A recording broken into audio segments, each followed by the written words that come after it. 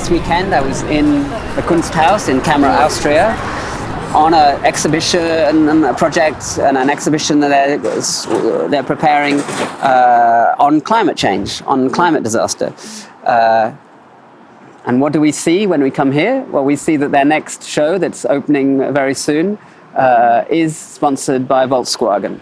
So, you know, these institutions think it's okay to reflect and talk about these things and be super concerned, but actually in the way they structure themselves, they are still completely the publicity machines of the fossil fuel industry, the fossil fuel world.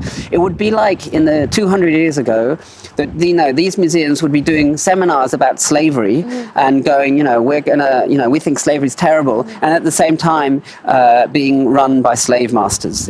And I think one day, you know, I think we will look at this and go, wow, you know, how could these museums have such hypocrisy?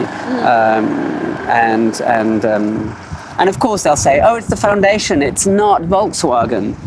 Where does Volkswagen get its money? It doesn't dig in the garden, you know, it's like... I think you once drew the comparison with the tobacco ads, right? That used to be everywhere. Yeah.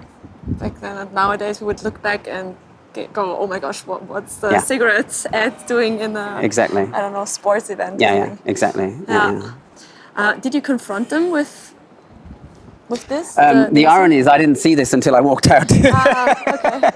I mean, although we normally have a policy, I mean, the show, whenever we're invited to a show, the first thing we do is we look at the sponsors. Yeah.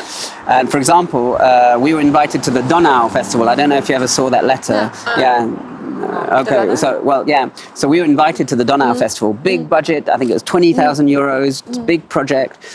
And the first thing we do is look at the sponsors. And the festival of the Donau had this big manifesto, which was kind of a bit punk. It was saying, let's be wild, let's re-find our animal selves, let's reconnect with nature. And then we looked at the sponsors, and it was Vienna Airport, the bank with the black on the yellow, what's it called? Raiffeisen Bank, which has money in coal and oil, and the Vienna Airport. And we said no, and we wrote an open letter. It was called an open letter in the dark, and we distributed it to the Austrian art world, saying, you know, we cannot do this. We have to have a coherence between what we believe in, what we say, and what we do. And so much of the world doesn't have this coherence between what they say and what they do.